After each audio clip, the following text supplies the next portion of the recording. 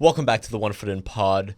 I'm Ohana, he's Winn, and we've got quite the show for you today. A little recap episode. We had a pretty exciting weekend, I'd say. We had a hell of a weekend in college football. Big weekend. We're not going to go through every single game because that's boring as hell, but we're going to talk about the ones that matter. So, Eitan, why don't you start them off with a game that we talked a lot about on Friday's episode, and that happens to be Arizona and the Kansas State game. Well, it does happen to be that game, and I don't know why you're so, quiet and hesitant about it. I personally had a great time watching this game. I thought, K-State, they really, sometimes in life, your expectations are exceeded, they're surpassed, and I'm actually not going to sit here and take a victory lap about K-State because I wasn't totally right. I wasn't totally right. I said that Arizona was going to put up a fight. I said it was about to be an offensive shootout. I said 38-34, and man, did I undersell K-State, and did I way overstate what Arizona could do, apparently, because that wasn't a shootout. That was a massacre. Yeah. It was a one-sided massacre by my K-State Wildcats, the correct Wildcats in this matchup. Of course, winning the game 31-7. And by the way, what did I mention Kansas State would try to do early and establish throughout the game? What did I say? I said the run game is coming. And what came? The run game, 235 yards in the ground. And who did I mention? Yeah, did I mention DJ Giddens, who had a touchdown and, 86 yards on 17 carries? I did mention him. Did I mention Colorado transfer Dylan Edwards? I did mention him. He had 41 yards on 6 carries. And that punt return touchdown? Yep, shout out. But then who did I mention at the end? Who did I say was going to be helping them out on the ground? Who did I say was going to be running between tackles? I believe you said it was a man named Avery Johnson. I believe it was. I believe that is correct, who had 110 of the 235 rushing yards. Shout out to you, Avery, and thank you, Avery, for being a great quarterback. And Arizona, I mean, honestly, I'm going to let you talk about Arizona because I'm sure you feel disgusted with that school, with that football team, with that program. K-State, I picked you to make the playoffs. I don't think it's an if at this point. I think we're just waiting. You just got to wait for the season to end, and you will be in the playoff. They don't play Utah in the regular season. They don't play Utah in the regular season. My Big 12 champion. Sorry, K-State, but I do still believe in you more than he does. But, Arizona, what do you think? Look. You got coaches on the sidelines wearing lays. I was fired up. I'm like, this team is going to go in there, and they're going to prove themselves, dude. I had them. I don't have them winning the Big 12. I have Utah winning the Big 12. But I had Arizona sneaking in and winning games like that. Now, it's not a conference game, but it still matters. It's not a conference game. Arizona gets the ball first. They get on the field. They score. I'm like, simple as, dude. Simple as. Here we go. That's the only touchdown they scored. Ooh. The whole game. The whole game.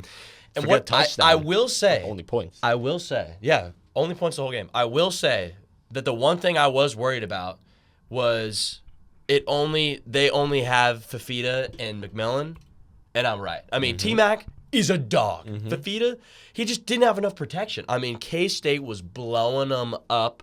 They just had the momentum. And, dude, it was 7-7 in the first quarter, and then Dylan Edwards brings that punt back for a touchdown, and I knew the game was chalked right then and there. I knew it was over because Arizona, I like you as a program. You don't have the depth. You don't have the heart. They were getting beat, and they just kind of took it. But K-State is a good team. K-State is a good team. Arizona is still, in my opinion, a top 30 team in the league, maybe 35. But K-State's legit, man. I think K-State's legit, and it's hard for me to watch an Arizona team that I thought was going to be a playoff contender go. But that's the way it is. That's just the way it is, dude. It is the way it is, and, I appreciate the sober analysis on Arizona, and it's accurate. They don't have weapons outside of T-Mac. They don't have a guy for Fafita to go to, and that shows up in games like this where you're going to have to find a guy to go to, and it's in. But, I think what I talked about with Avery Johnson can lead into a broader discussion with the state of college football and, honestly, football in general, how the game is played, and that's the dual threat quarterback. And dual threat, I think a lot of times people think dual threat, they think that means the guy is like this, he's a runner just as much as he's a passer. They think Lamar Jackson, they think guys like that. But to me, the new quarterback, and it's been like this for a few years, it's not, new as in this year, But the modern day quarterback is a guy that, at the very least, can go out and extend plays and can create. He can be a playmaker as opposed to, the statues that sit in the pocket. You don't have to be an Anthony Richardson, 4.4 combine, 40, superhero freak athlete. But you got to be able to go look at what Caleb Williams was for USC. And I know that's an extreme high end on the talent level, but it's not like he's not like some burner, but he's out there creating plays. He's making explosive plays happen out of structure constantly when he was in USC. And I think that's kind of what we need in college football, what every team is looking for. I watched those games back. I mean, obviously I'm watching the games, and I watched a lot of those highlights back. And there just was this common theme with these offenses is this quarterback that, like you're saying, doesn't have to be a forward running quarterback like Anthony Richardson or even like a Jalen Milroe. It's like these are guys that just can run because nowadays they're all just kind of growing up that they can run. Arch Manning, okay, perfect example, which we'll talk about that in a little bit later. Yeah. But he had a huge rushing touchdown. The other names I have on here, Jackson Arnold. Yep. You don't immediately think that guy's just going to run the ball through them. But what he does is creates this thing. What a dual threat quarterback does in modern football, if you're a defense, okay, now obviously he can throw, but now you got a jet sweep to worry about. Now you got a run to worry about. Now you got a pitch to worry about. Now you've got fakes in all of these with the guy that can extend plays, and you're watching new plays being called up that are just purely based on seeing a quarterback escape the pocket and run. So, I mean, Jackson Arnold, Dalen Gabriel, Marcel Reed went into Florida as a backup quarterback, dismantled them with his dual threatness. I mean, Dalen Gabriel and, like you said, Avery Johnson led Kansas State in rushing yards. They can just create so much room, and it just creates a really well-oiled offense. And if you don't have that in your offense, you're kind of just behind. You're out of the game. You really are. You really are, in my opinion. I mean, I totally agree. And the two guys I wrote down, Arch Manning and Marcel Reed as well. And I wrote them down because, different situations, because Marcel Reed, we knew he'd be playing, or he wasn't, thrust in because of he wasn't thrust in mid-game because of injury like Arch Manning was. But both come in, and a defense, it just stresses out the defense so much more. Marcel Reed, obviously, against Florida, which isn't a good team, but he's able to go in there, and it's just such a different look from the statuesque quarterbacks, and you're able to have success with those guys much earlier, and it's much easier to create for those guys to help them, operate an offense, I guess, to efficiently, maybe not efficiently, but to operate an offense and go and score and be explosive. And one more name that we didn't mention in that is the Heisman favorite, Cam Ward. Yeah, I mean, throttled Florida in week one with the same thing, just because he can extend plays, create, and he always has the defense on their toes because he's either going to throw it over your head or he's going to run it right past you. So, yeah. College football is a different sphere. It's different than what it's been for a while, but I think we've said all I think we need to say. But again, I think honestly, if you're a program that does not have to some degree a dual threat quarterback, that you're just not going to be a tier 1 program. That's what I think. You could argue Carson Beck is not as dual threat as maybe others, but he can still extend plays, run, get out of the pocket. You saw that against Georgia. You saw that with Brock Vanderbilt against Georgia. So, yeah. I think it's a lot of the old trailer versus tractor conversation, and not all programs are going to need a tractor, but those are the high end programs that can get away with a guy that's just operating the system and isn't elevating anything. But for the rest of these teams, you're gonna need a tractor. You're gonna need a guy doing a lot of dirty work, carrying, extending, just making plays happen. And those are the guys we're talking about here. Yeah. It's gonna be interesting to see how that continues to progress as years go on. All right. I think that's all we need to say about our main point. Let's jump right into our rundown. All right. Right off the rip, last week we started a new segment called our Prove It Teams. Which teams needed to prove it? And those teams played games. Those teams played big games. We named our own plethora, but I'm going to go first. I'm going to say that some of the teams that really proved it for me this week that I was a little skeptical about before. Actually, we can bounce back between these. The first team I'm going to throw out here is Oregon. Yeah. Oregon for sure. And we said that they would. Yeah, we did. You know why? Because we know what we're talking about. We know what we're talking about. We hate to break it to you, we know what we're talking about. Yeah. But, we knew Oregon was going to go in there and beat them. Oregon State is not a great team this year. They're just not. But it was more of the fact that Oregon just needed to have a more fluid offense, and their defense needed to clean it up, and that's what it looked like. I mean, that was a pretty dominant win. Pretty dominant win. I'd like to see Gabriel back out there and doing well, and I think Oregon is coming into stride when they need to come into stride, and I'm excited to see what they kind of continue to produce the next couple weeks. Yeah, I mean, I'm right there with you on Oregon. Obviously, I'm super high on them long term for the season, and yeah, I thought that was a step in the right direction. Like I said, and like we both said, we both thought they were gonna go out and prove it this week and dominate Oregon State, and kind of continue that for the rest of the year. So I definitely liked what I saw there. I talked about two teams back then, or in the last episode, that I thought really had to prove it because they were coming off unfortunate games, to say the least. But one team, or one of the two that I thought proved it more, was Alabama. Yeah. They really just beat down Wisconsin 42-10, and it wasn't, the USF scoreboard, fake scoreboard nonsense. And I thought Alabama, again, that's another team I have making the playoff. Obviously, Kalen DeBoer there as head coach, first year with Alabama. And I just thought they played a much cleaner, easier game.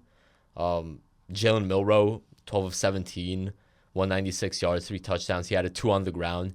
And I kind of like that formula for them with Milroe. Just kind of don't be super inefficient. Be efficient and with a low sample size type of thing. Just get the ball to your guys, score some touchdowns. And I want to give a shout out because I don't think we have shouted him out yet at all in any of the 3 episodes. It's a 17-year-old Ryan Williams who just keeps catching touchdowns, really. I don't know why. I don't know what the answer is. He might just be that great. Probably is, but he keeps catching touchdowns. If he keeps doing it moving forward, then I'm going to keep feeling good about Alabama. But I definitely thought they came out and proved it pretty well. Yeah, I have Alabama written down here too. Real quick, very sorry to Tyler Van Dyke. Had a rough injury. Season's over. And the thing about a team like Wisconsin is he's their game manager and he's kind of their playmaker. And when he goes down, that kind of flatlines your team and your offense struggles and whatever. But Alabama still proved it like we talked about. The offense looked cleaner. The defense looked cleaner. And, an SEC team going up north and playing a Big Ten team like that, it's not something to shake your finger at. But they went there. They got it done. The other team that I want to talk about who still has work to prove it, and next week they're going to really have to prove it, that's Oklahoma, who we will talk about a little bit later. But Oklahoma and Tulane was a good game for Oklahoma because I think that Arnold looked way more comfortable than he's looked. They looked more balanced. Their defense looked better. They didn't look, fantastic, but they looked a lot better. And so Tulane was a legit team. We talked about that last week. Not a team to wag your finger at, but I think they they hosted Tulane and did what they needed to do there. Well, I'll comment on that game we'll get back to that in a bit, but I'll just rip out. I don't know if they proved it because I can't ignore what happened last week. But Notre Dame, 66-7 isn't. Yeah. It's not nothing, I guess. It's something, not nothing. But you can't just prove yourself, redeem yourself in 1 week. No. So, yeah, good start, I'd say. All right. Those cover my prove it teams. Yeah, mine too. Let's get into something interesting that happened this weekend that a lot of people are talking about. That was the Texas game. Obviously, big scoreline. The game itself didn't matter. No. I'm sure, as everyone's seen, Ewers goes down on a non-contact injury to his abdomen. Mm-hmm. It looked like he was out, out bad. Yeah. He did not return to that game. Arch Manning comes in, touchdown pass on the first play. What do you end with? 5 touchdowns on the game, a rushing touchdown. Now, this is going to sound weird, but hear me out. First off, I never, ever, ever, ever, ever wish an injury on anybody, obviously. But in a weird way, this is a great thing for Texas because now you know that you've got 2 quarterbacks that can figure it out. I'm not saying Arch Manning is at the level of Ewers yet. He's younger than him. But he looked great. Like, he looked really good. He could throw the ball well. He got out of the pocket well. He ran the ball well. And, like, that gives that team a lot of confidence because now you know you got a crutch. And not only do you have a crutch, I mean, he was the best player in the high school for a reason, or one of the best players in high school for a reason. He was the number one player in his class. Yeah, and so he came out there and looked like it. And that is huge for the Texas program. I think that's, again, Ewers is not he ended up being okay. Like, he'll probably be out a couple weeks. But it gives Manning playing time. It gives him comfortability. He looked great, and like now Texas knows. Like, they just jumped another echelon in my rankings with that. I 100% agree. I think with Arch coming out and playing the way he did, and I agree with your sentiments on and thoughts on the two guys. I think they're both great quarterbacks. I think both are exceptional college quarterbacks. You know, Ewers already is. I think Manning will turn out to be once he gets the starting job next year. I do think as he develops, Manning will probably have more pro potential, even though Ewers, will end up being probably a first-round draft pick this year. He'll get drafted high. But, yeah, I think both guys are excellent, and I also think it's a sign of longevity past both of these guys for Texas. I think once a program is able to have proof of concept of multiple quarterbacks on the same team that are part of a succession plan for each other. So Manning's the successor for Ewers, and that's kind of how the ball gets rolling. And I think there'll be a snowball effect.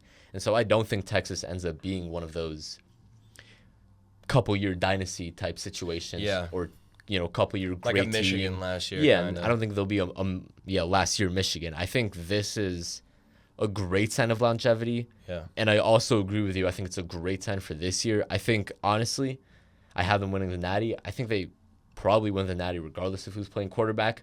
I guess you have more questions with Arch because of the lack of experience.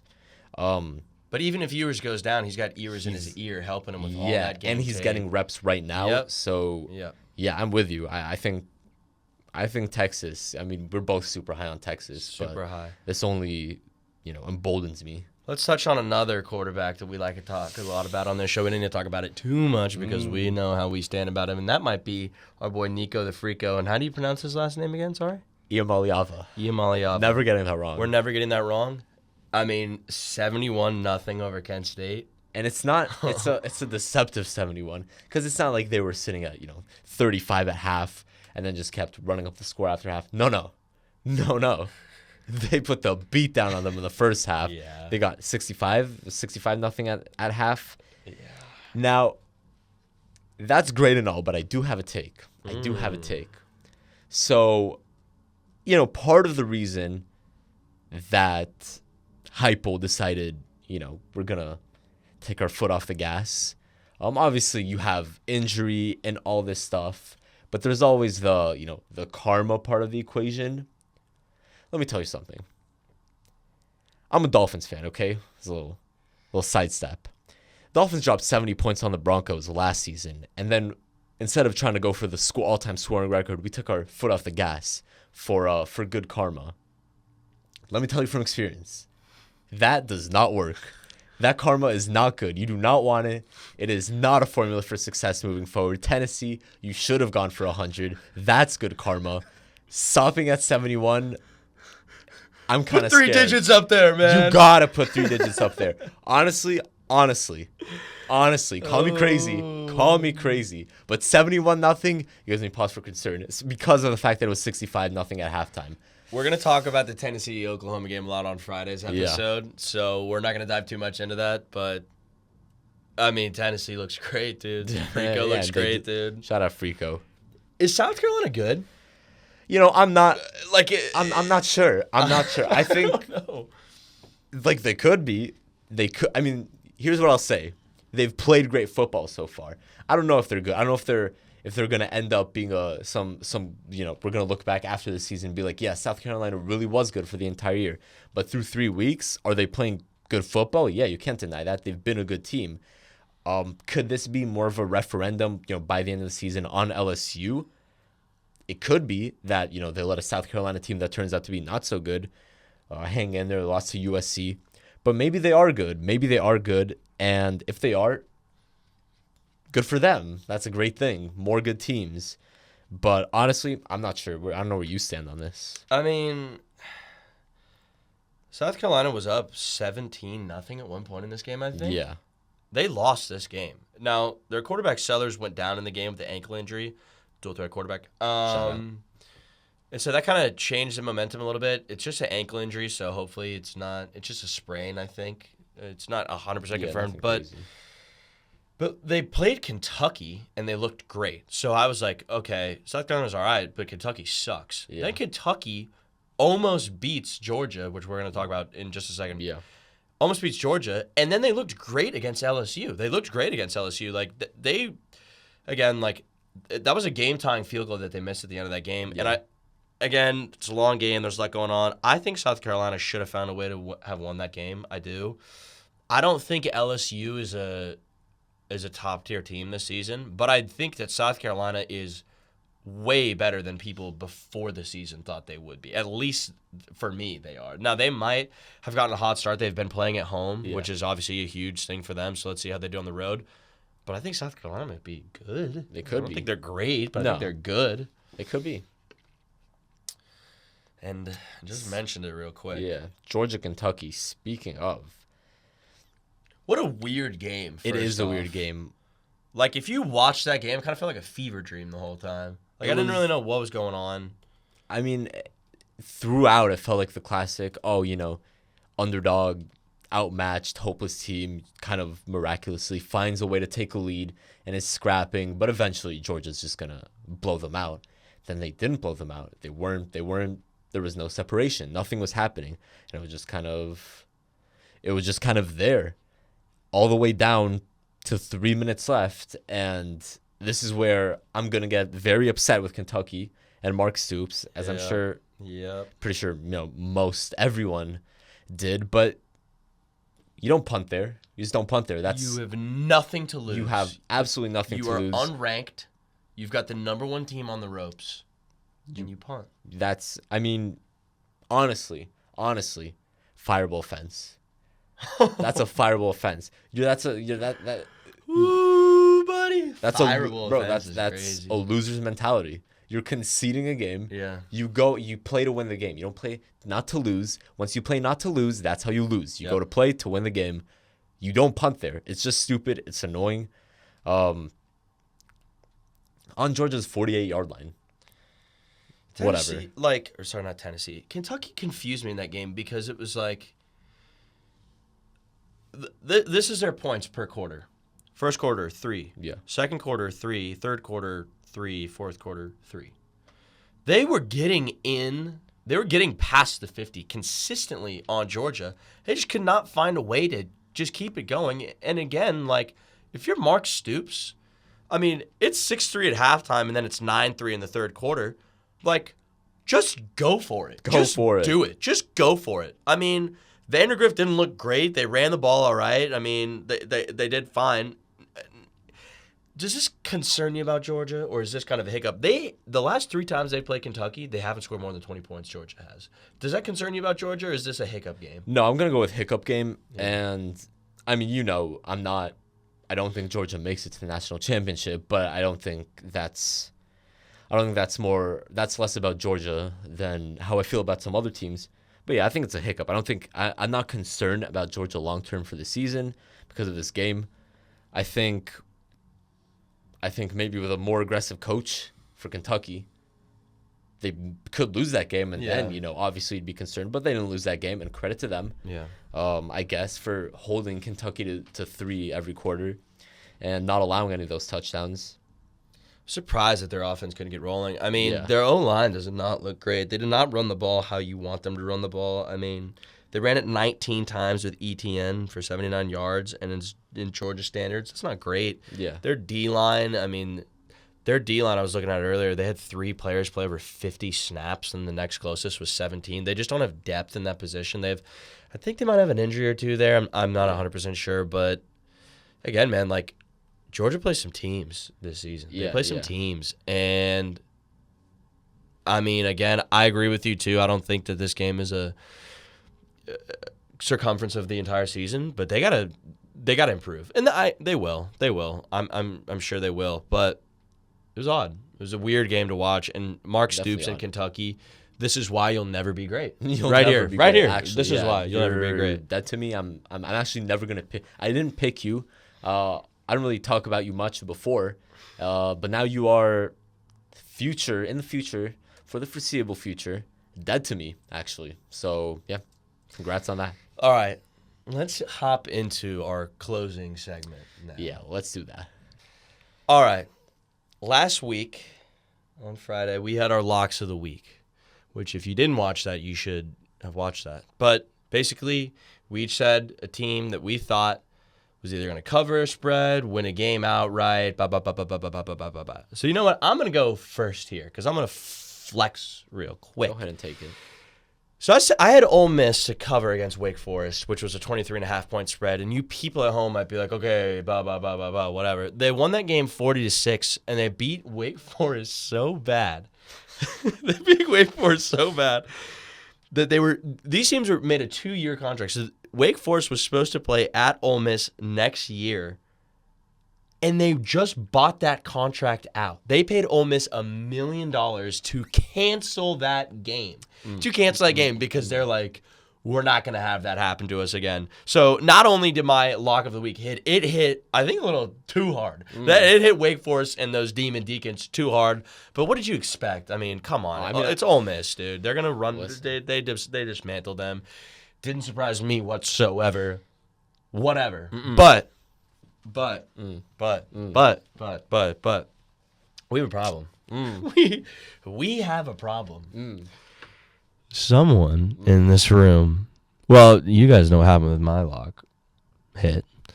Someone in this room was very confident in their lock. I wish we should replay the tape on this, but someone was very confident in their lock, and it didn't hit.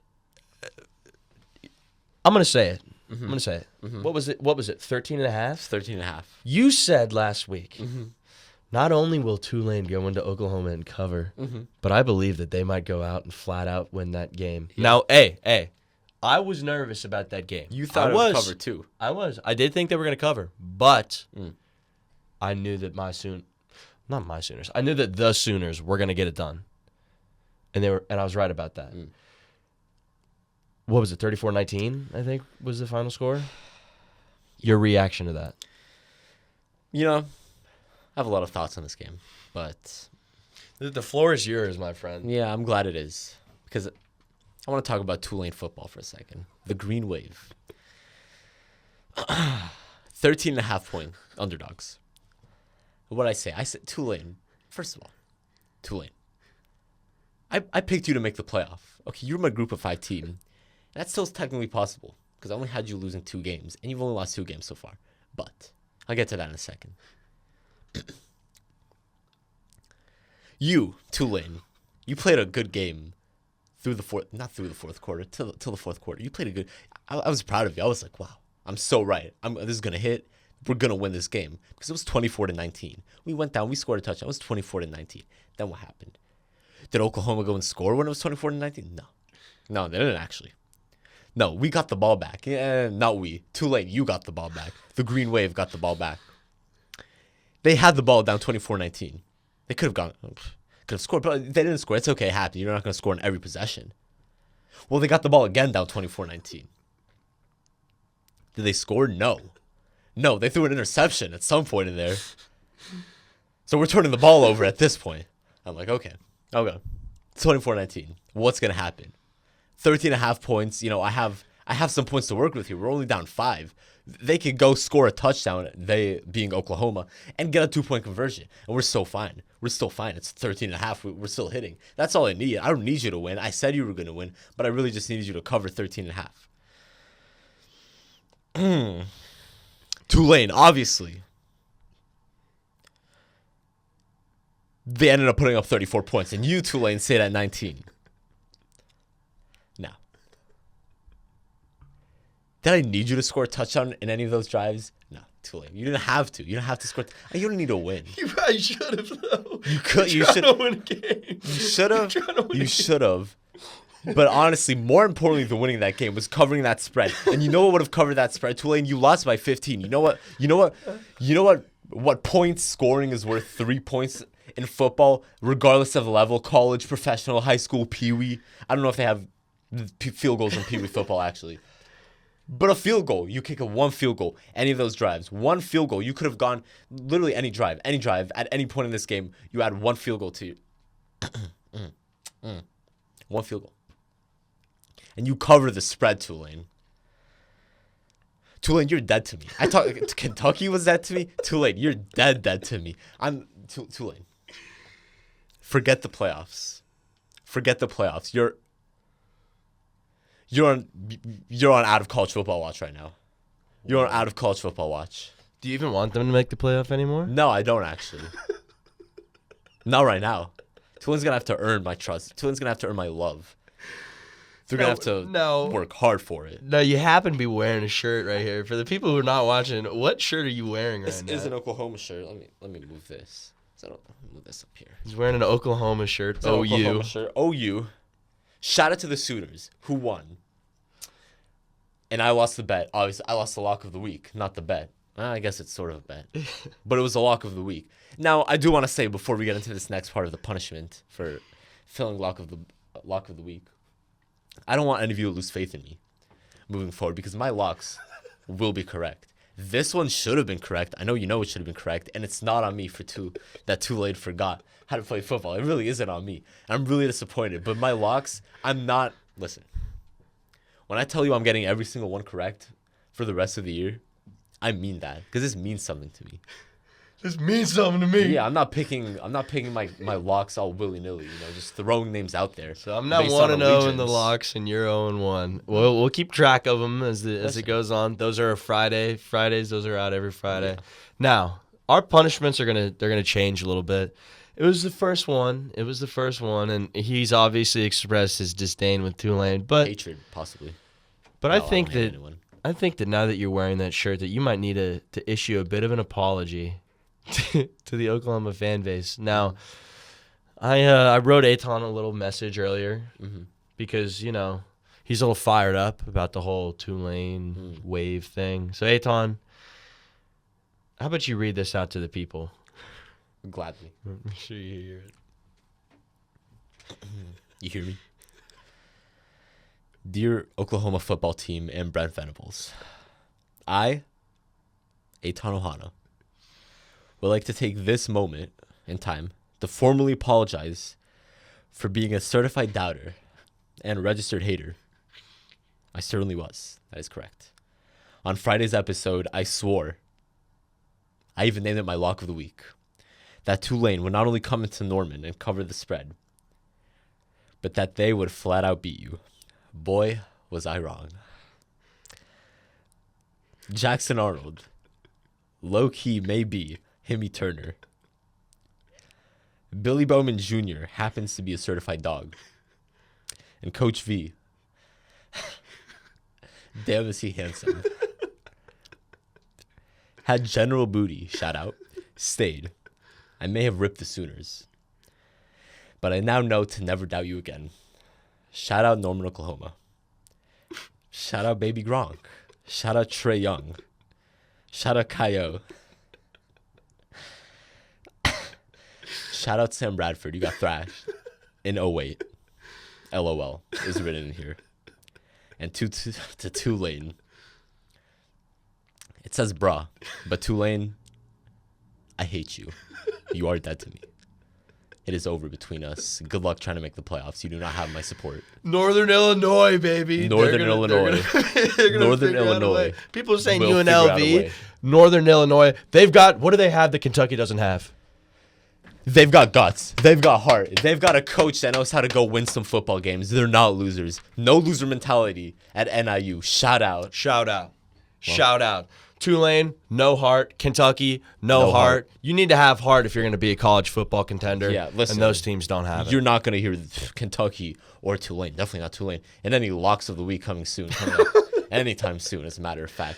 Tulane, you want a lock of the week? Go beat a team 100-0. Go do what Tennessee didn't want to do. You want some good karma? Go do that. All right. On Friday, we will get more into the locks of the week. We will talk a lot about a very interesting game between Tennessee and the Boomer Sooners right there on his chest. Thank you so much for tuning in. We will catch you guys next week. See ya. See you. See you.